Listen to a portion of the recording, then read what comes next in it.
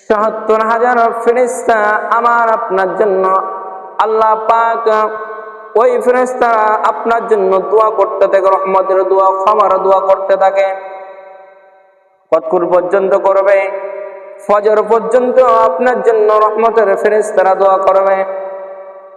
আবার রাসূল বলছেন, কোন ব্যক্তি যদি সকালবেলায় কোন অসুস্থ ব্যক্তিকে দেখতে যায়, তাহলে সন্ধ্যা পর্যন্ত আল্লাহ পাক ওই ব্যক্তির জন্য ৭০,০০০ ফেরেশতা, একজন নয়, দুইজন নয়, ১০০ নয়, ২০০ নয়, ১,০০০ নয়, ২,০০০ নয়, ৭০,০০০ ফেরেশতা আল্লাহ পাক ওই ব্যক্তির জন্য তিনি কি বরাদ্দ করে দিবে।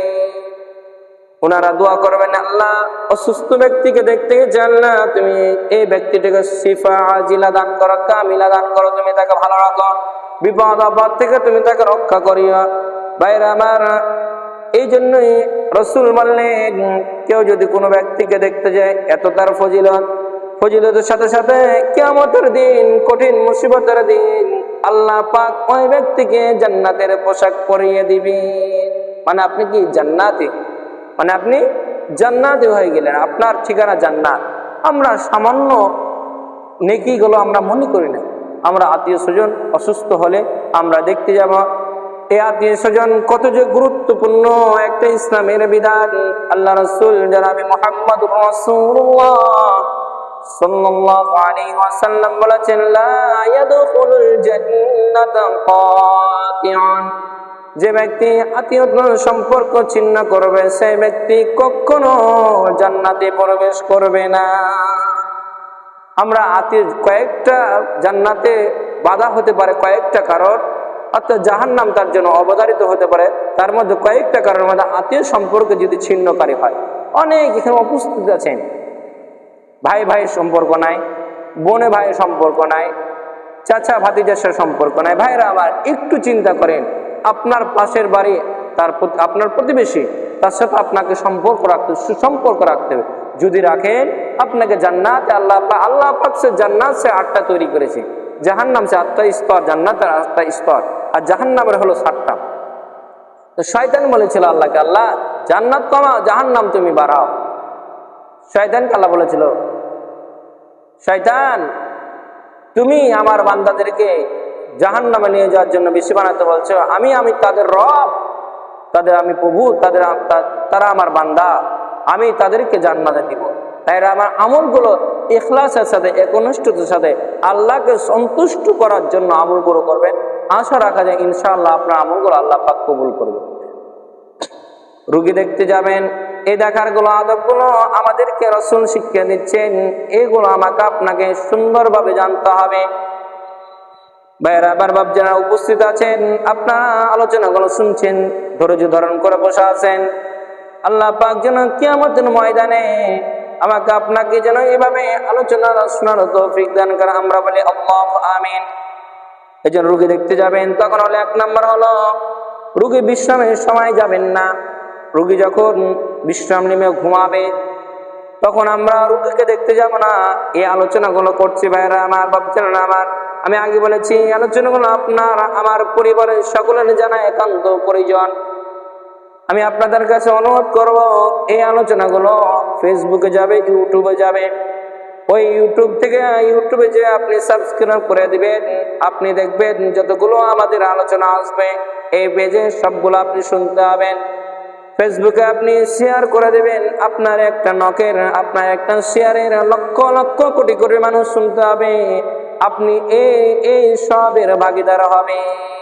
এই জন্য আপনাকে অনুরোধ রইল, আলোচনাগুলো আমরা মানুষদেরকে ছড়িয়ে দেব, আমরা যেন মানুষ যেন সকল জানতে পারে, আমরা সে ব্যবস্থা করবো ইনশাআল্লাহ। রোগী যখন বিশ্রাম, আমরা তখন যাব না, অবসান সময় আমরা যাব। ১ নাম্বার কথা। ২ নাম্বার কথা, রোগীর কাছে লম্বা সময় ধরে আমরা বসে থাকবো না।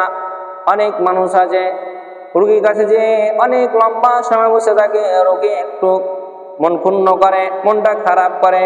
হ্যাঁ, রোগী যদি চাই আপনি একান্ত রোগীর একবারে ক্লোজ কাছাকাছি, সেখানে আপনি বসতে পারেন, সমস্যা নাই, কিন্তু আমরা দীর্ঘ সময় রোগীর কাছে থাকবো না।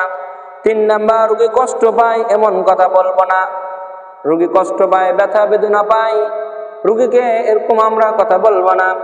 4 নাম্বার, রুগী কষ্ট হলে তার সামনে হাসি তামাশা করবো না। অনেক সময় অনেক মানুষ দেখি রুগীর কাছে অনেক হাসি তামাশা করে।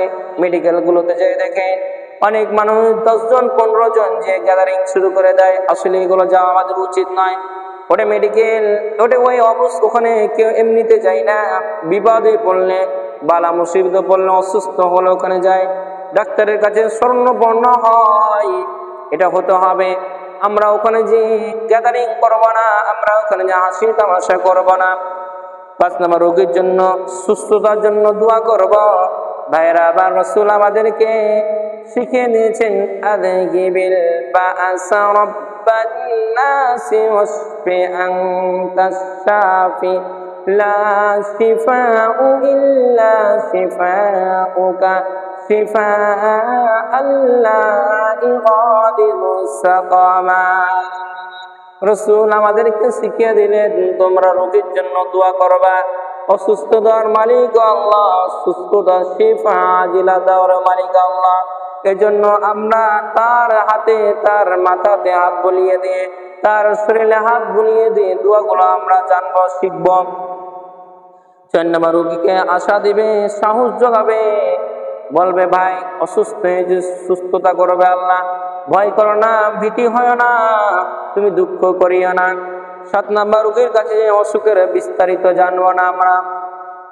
রোগী হয়েছে অসুস্থ, জ্বর হয়েছে, ঠান্ডা লেগেছে, অথবা কোনো অ্যাক্সিডেন্ট হয়েছে, আমরা তার কাছে জানবো না যে ভাই কিভাবে এরকম তোমার অসুস্থ হলো, কিভাবে তুমি অ্যাক্সিডেন্ট করলা, কি খেয়েছিলা যে এত তোমার সমস্যা হলো।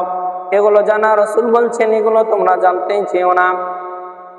8 নাম্বার, নিজে ডাক্তার না হয়ে এটা ওটা খেতে বলবো না। অনেক মানুষ আছে সমাজে, দেখবেন পণ্ডিত মানুষ, তারা নিজেকে দাম্ভিকতা, অহংকারী বলে মনে করে, এটা এই ওষুধটা খাও, এটা খাও, ওটা খাও। আসলে সে একজন সাধারণ পাবলিক, সাধারণ জ্ঞানী মানুষ। এই জন্য আমরা নিজে না ডাক্তার হয়ে এটা ওটা আমাদের আত্মীয় স্বজন খেতে বলবো না। বাইরে 9 নাম্বার, রোগীর ব্যাপারে মন্দ ধারণা করবো না। সমাজে এখন এগুলো বেশি না কম বলেন? বেশি। এখন সমাজে আমাদের এগুলো, এখন আমাদের সমাজের মধ্যে বেশি। ভাইয়েরা আমার, বাপজানেরা আমার, একটু চিন্তা করেন তো, পৃথিবীতে আমি প্রথমে বলেছি, পৃথিবীতে যত নবী রাসূল এসেছে সকলকে আল্লাহ পাক অসুস্থতা করেছে, আবার সুস্থতা করেছে।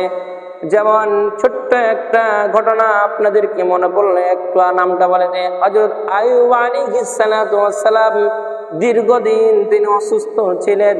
তিনি কি গুনাহ করার জন্য ছিলেন না আল্লাহর পরীক্ষা ছিল? বলেন, আল্লাহ পাকের পরীক্ষা ছিলেন। আল্লাহ পাক তাকে পরীক্ষা করেছিলেন, তাকে ধন দৌলত দিয়েছিলেন, তাকে সবকিছু দিয়েছিলেন, আবার তাকে আল্লাহ পাক সবকিছু কেড়ে নিয়েছিলেন, আবার অসুস্থ করেছিলেন। আর তারপর তিনি যখন ধৈর্য ধারণ করলেন, আল্লাহ পাক এজন্য বলেছেন, ইয়া আইয়ুহাল্লাযীনা আমানুস ইসতাঈনু বিস-সাবরি